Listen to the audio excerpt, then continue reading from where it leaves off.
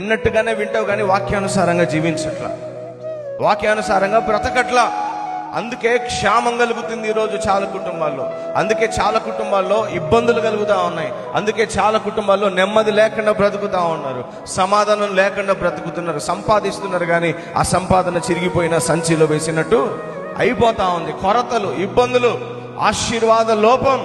దీనంతటికి గల కారణం ఏంటంటే దేవుని మాట వినకపోవట ద్వారా ఖర్చు చేస్తా ఉన్నాం దేవుని మందిరాన్ని నడిపించడానికి.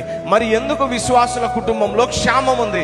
ఎందుకు విశ్వాసుల కుటుంబంలో దేవుని యొక్క పని చేస్తున్న వారి జీవితాల్లో క్షామము ఎందుకు కనపడుతుంది అంటే దానికి గల కారణం ఏంటంటే వారు దేవుని మాటను వినకపోయిరి. దేవుని మాట వినట్లా. కాబట్టి మనం అర్థం చేసుకోవాల్సిన విషయం ఏంటంటే మొదటి ప్రేమను నువ్వు విడిచితివని ఒక నేరము నీ మీద మోపగలిగితే దేవుని ద్వారా తీర్పులోకి నువ్వు వచ్చావంటే మాత్రం ఇక లేదు, నీకు ప్రవేశం లేదు. చిన్న పరిచర్య అంటే నేను చేసేది, కానీ దేవుని దృష్టిలో గొప్ప పరిచర్య. నువ్వు చేసేది ఏదో చిన్నదే ప్రతి ఆదివారం, కానీ ప్రభువు దాన్ని చాలా గొప్ప పరిచర్యగా చూస్తున్నాడు.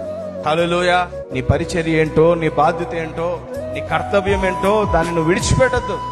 అందుకే దేవుడి రోజు మాట్లాడిస్తున్నాడు, రాబోతున్న రోజులలో ఆహారం లేక కాదు, పంట లేక కాదు, దేవుని వాక్యముకు లోబడక వాక్యాన్ని మరిచిపోయి జీవిస్తున్న వారికి క్షామము కలుగుతుందని దేవుడు మాట్లాడుతూ ఉన్నాడు.